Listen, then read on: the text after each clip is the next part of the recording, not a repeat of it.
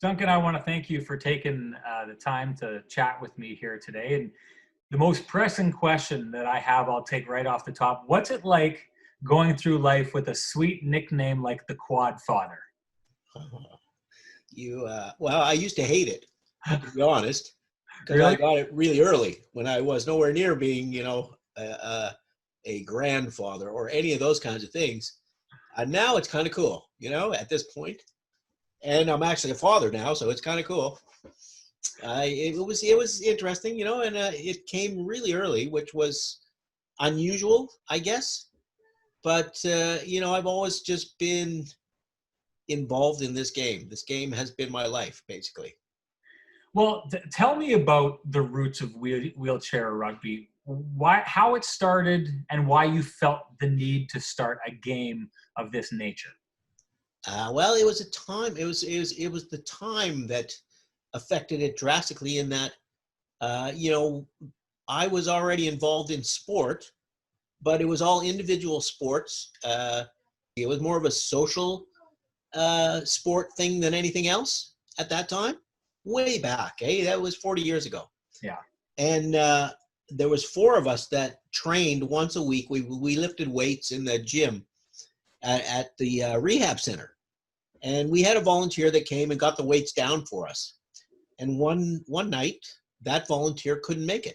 And we didn't know until we were already there. So we went in the gym. The gym was just down the hall, and we started throwing things around.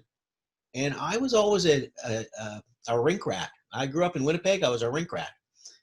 I loved team sports, and I loved hockey, and I played baseball, and I never did any of the individual sports when I was growing up.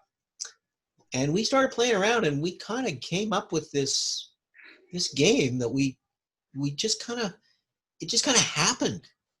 And we tried a bunch of different things. Like it was all started based off basketball, because that was the only wheelchair team sport that was available at the time.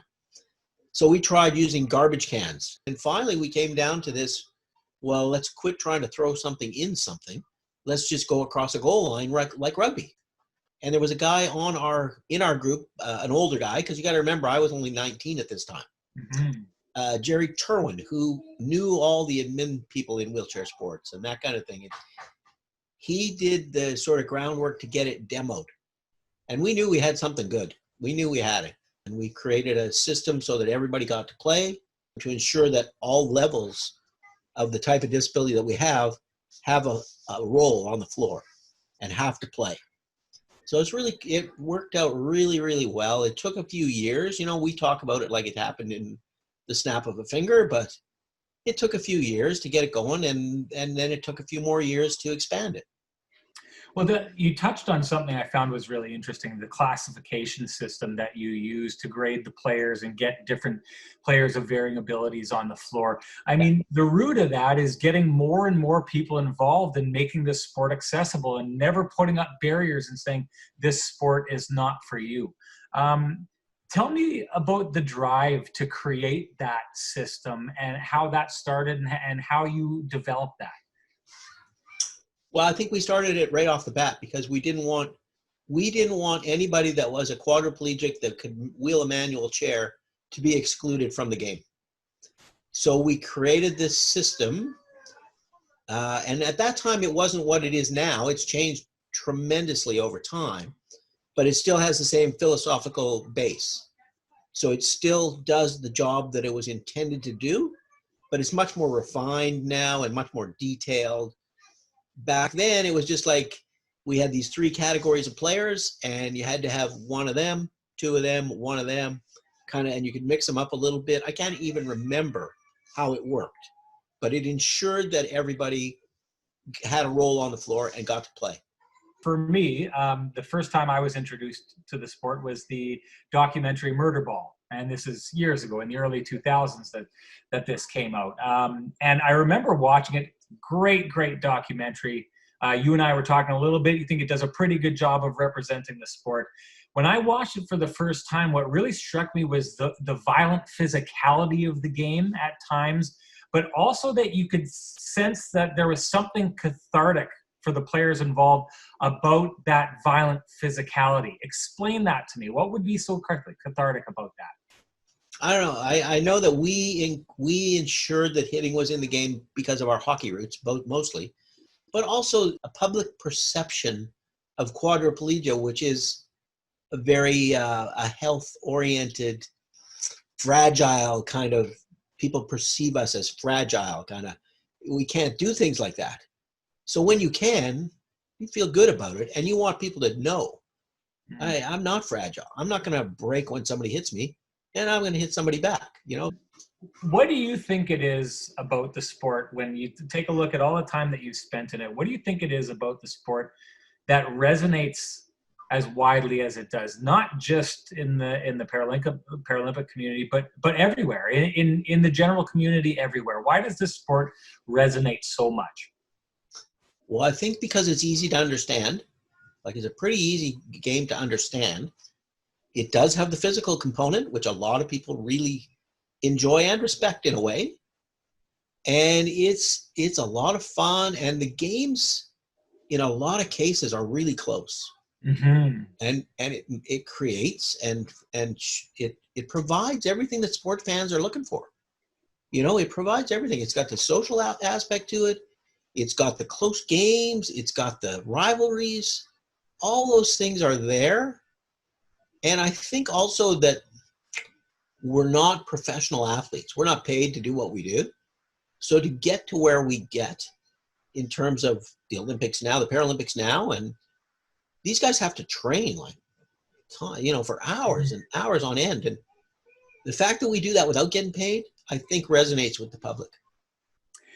There's a point in that documentary we were talking about where one of the characters says, I've done far more in my life in this chair because of this sport than I did when I wasn't in this chair. How common of a story was that for you? How often did you hear that? Oh, it's huge. That's one of the things that I am proud about with that sport, is it has helped hundreds and probably thousands of individuals do more with their lives than they thought they could because of this sport. And because of the atmosphere around the sport, like, guys help each other out. A new guy comes and he thinks he can't drive, and he thinks he can't get in and out of a bathtub. But these guys, everybody shows them how to do it. And all of a sudden they realize, whoa, I can do all these things. It's huge.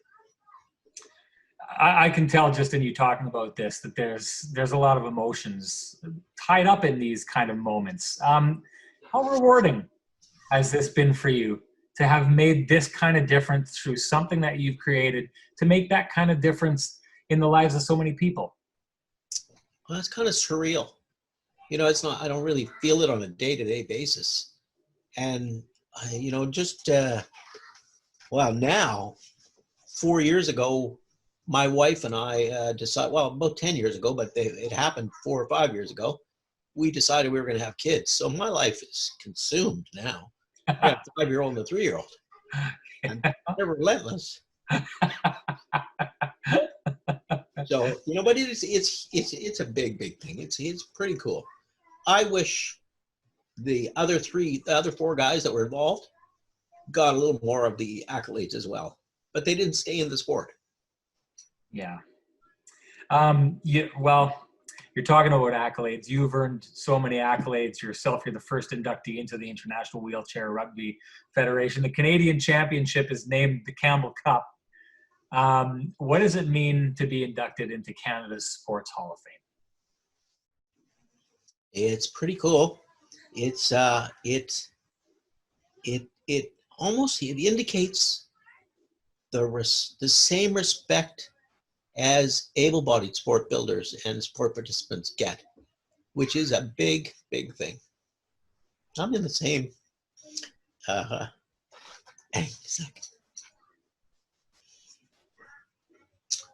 I'm going to be in the same Hall of Fame as Wayne Gretzky. That's cool. It's cool, and it's unbelievably deserved. Thank you. anything else that you'd like to add? I mean, a moment like this, you know, deserves a chance to say what you want. The floor is yours. Anything you'd like to add? Again, I hope that all the other guys and people that contributed to making this game as good as it is realize what they did. Duncan, I really appreciate your time, and just a massive congratulations to you, and thank you for all that you've done for sport, not only in our country but across the world. Thank you so much. Thank you. Congratulations.